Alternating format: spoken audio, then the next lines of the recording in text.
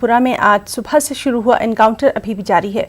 बताया जाता है कि इलाके में एक बड़ा मिलिटेंट कमांडर मौजूद है। इलाके में अब तक एक नामालूम मिलिटेंट होने की इत्तला है। सिक्योरिटी फोर्सेस ने पूरे इलाके को अपने मुहासरे में ले लिया है। इस दौरान एनकाउंटर के मुकाम पर फायरिंग का सिलसिला फिर शुरू हो चुका है। फोर्सेस की जानिब से ऑपरेशन में हेलीकॉप्टर और ड्रोन कैमरों का इस्तेमाल किया जा रहा है। सबके बीच चारशाली करीब पामपुर में एनकाउंटर के दौरान 2 मिलिटेंट हलाक हो गए हैं। इस इलाके में तलाशी कार्रवाई जारी है। एक और कार्रवाई में आज फोर्सेस ने त्राल इलाके में जैश मोहम्मद के एक मिलिटेंट को गिरफ्तार किया है।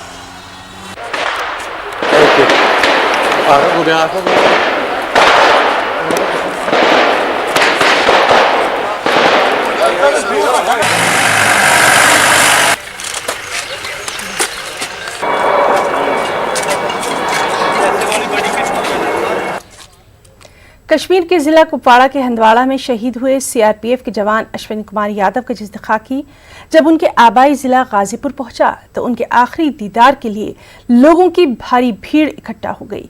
इलाके में गम का माहौल देखा गया। हर कोई पूर्णम आंखों से शहीद जवान का आखिरी दीदार कर रहा था। इस मौके पर लोग अपनी छतों और बालकनियों में भी बड़ी तादाद में नजर आए। वाज़ेह है कि चंद दिन पहले ही हंदवाड़ा में मिलिटेंटों के साथ एनकाउंटर के दौरान अश्विनी यादव शहीद हो गए थे।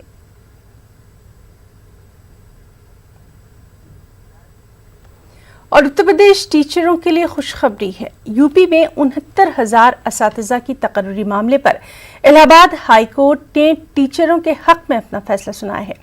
टीचरों की बहाली पर कोर्ट की जानिब से मुहर लग चुकी है। वाज़ेह है कि 1 साल से अदालत में ये मामला चल रहा था।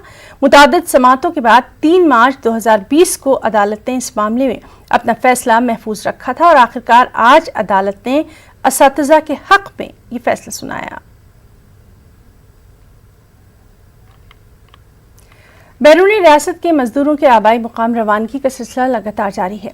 हैदराबाद के मज़ाफ़ाती इलाके लिंगमपल्ली रेलवे स्टेशन से 3000 मजदूरों को खुसूसी ट्रेनों के जरिए बिहार और उत्तर प्रदेश रवाना किया गया। शहर के मुख्तलिफ इलाकों में मुकीम मजदूरों को खुसूसी बसों के जरिए रेलवे स्टेशन लाया गया, जहां से इन्हें बजरिए ट्रेन रवाना किया गया। थर्मल स्क्रीनिंग के बाद इन मजदूरों को इनके आबाई मुकाम रवाना किया गया। इस मौके पर Cyberabad police commissioner PS Sajjanar और GHMC mayor B Ram Mohan और दीगर ओहदेदार भी मौजूद रहे।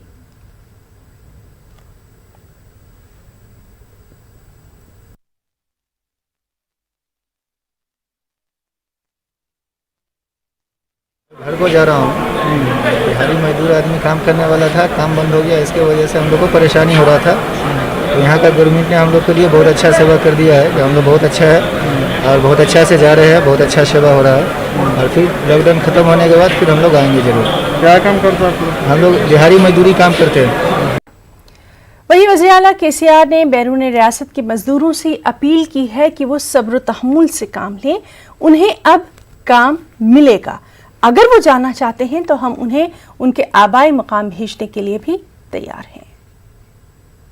हमारे भाई है दूसरे राज्यों से आके तेलंगाना के विकास में काम कर रहे हैं।